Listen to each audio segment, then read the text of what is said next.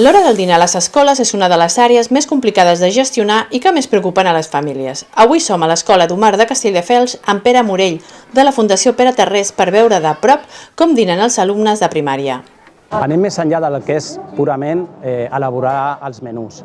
El que treballem des de la Fundació Pere Tarrés és, mitjançant el lleure, incidir en aspectes com pot ser el creixement i el desenvolupament de les competències dels infants, tant en conceptes com pot ser el malbaratament alimentari, l'alimentació saludable o la convivència positiva. L'hora del dinar és un espai ple d'oportunitats d'aprenentatge més enllà de l'alimentació. El repte principal que nosaltres ens trobem és adaptar el menú als infants, que és l'objectiu principal que tenim a l'hora d'elaborar la nostra proposta de menús. I al mateix temps que aquests menús siguin saludables, no? I que introdueixin hàbits alimentaris que ajudi als infants a tenir una dieta equilibrada.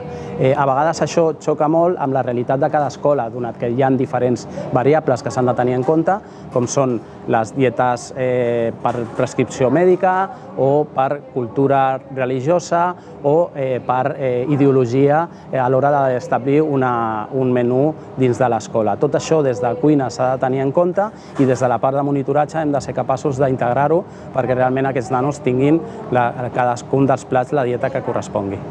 L'alimentació és personal i cultural. No és fàcil adaptar la normativa actual alimentària a cada escola ni a cada alumne. Doncs, per exemple, aquí a l'Escola d'Humar treballem el concepte com a casa. Aquí el que busquem d'alguna manera és que els nanos se sentin el més semblant possible a el que fan a casa seva. Els plats amb els que treballem són de vidre, ells es paren la taula i d'alguna manera els ajudem a que se serveixin. Això ajuda a que els nanos puguin anar desenvolupant conceptes com l'autonomia, la presa de decisions, la participació i ajudar a que tothom respecti l'entorn, els seus companys, a l'hora de conviure amb nanos que tenen l'obligació de prendre una dieta que és una mica diferent.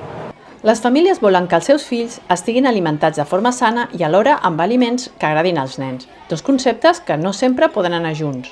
El prioritari a l'hora d'elaborar una proposta de menú és que sigui equilibrat.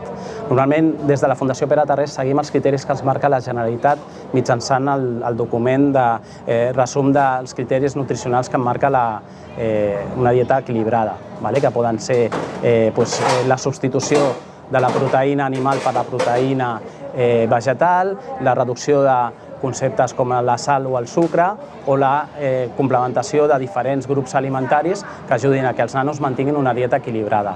Cada escola d'alguna manera parteix d'un criteri diferent a l'hora d'elaborar aquesta proposta PREME i el que fa d'alguna manera és marcar una sèrie d'objectius amb els quals anem evolucionant al llarg del curs per mirar d'aconseguir acostar-nos el màxim possible a el que s'està indicant la Generalitat. L'hora del dinar és un moment màgic d'aprenentatge fora de l'aula, un moment de treball en equip, tot parant i recollint la taula i reciclant les restes de cada àpat.